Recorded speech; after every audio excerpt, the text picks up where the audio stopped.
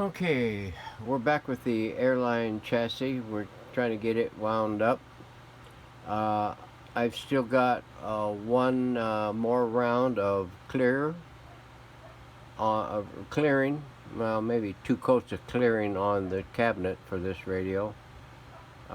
It's been sitting on the shelf for the past 3 days after getting 4 or 5 coats of clear poly on it. I had to wait for some silicone mold liquid to come in so I could do something with these caps. The old caps, 5 of them were good and one was crystallized. If you look back on the previous video, you'll see how bad that one was, and that's typical for these.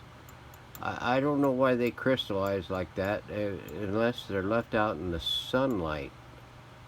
But it may be other things too that contribute to that.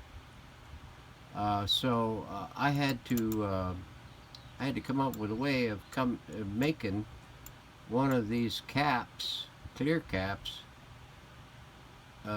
to take the place of that other one, and consequently, while trying to get the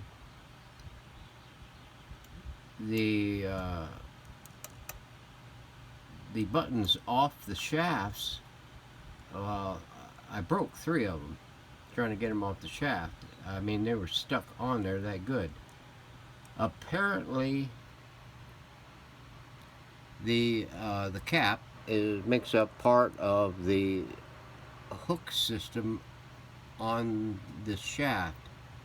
Looking at the back of it, I could see where it possibly there's a little hook on one of these bars here at the end, right behind the cap, and it wasn't letting go, and that's the reason why I was breaking them.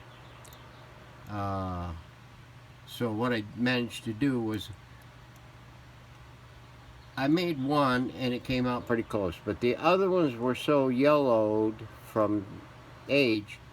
I decided to, when I got the silicone in, I made a 3-button mold and figured that I would do 2 rounds of 3 to get the 6 that I need, and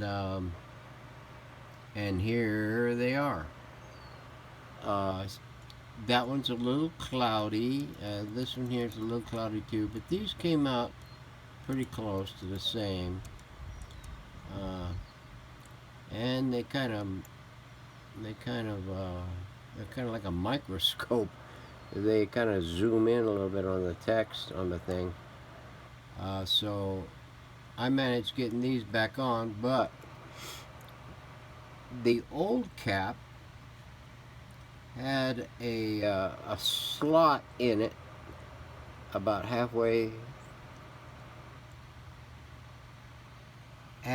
down the thickness, where you could slide these in to the cap. Well, these here I had to take, and I don't know if you could tell it, this phone doesn't focus very good up close, but right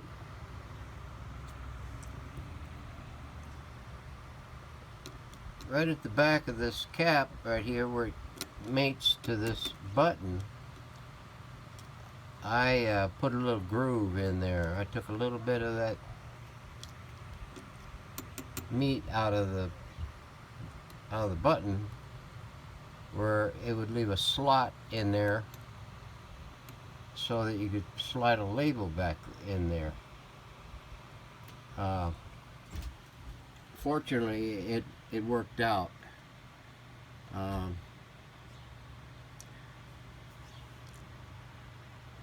But you'll have to leave the labels just a little bit long. Not this long, but I mean a little. I just put these in there because when I put the button back on, I had to make sure that there was a little room there for the label to slide in, and that's the reason the labels are in here, because the buttons are going to have to be put on with adhesive. Now, I didn't put very much adhesive on it because I wanted to be able to get them off should somebody need to get them off in another decade or so, for some reason. You don't really need to pull them off, but these here had to come off so that they could be modified.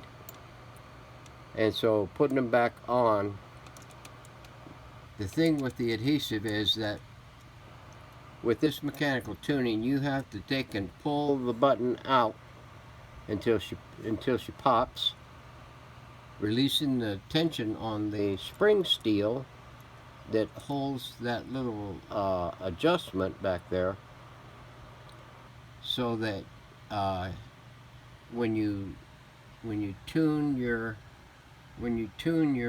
frequency and you push this back in, well, wherever that bar is in relation to the frequency that you're at, it's gonna tell that spring where to lock that little spinner on it. And whenever you push it back all the way in until she pops, that spring is going to lock that rotator thingy, gizzy thing, to wherever you need it to hold it there. So anyway, that's wanted to give you a little enlightenment on what was happening with this radio. It's going to be hitting YouTube shortly.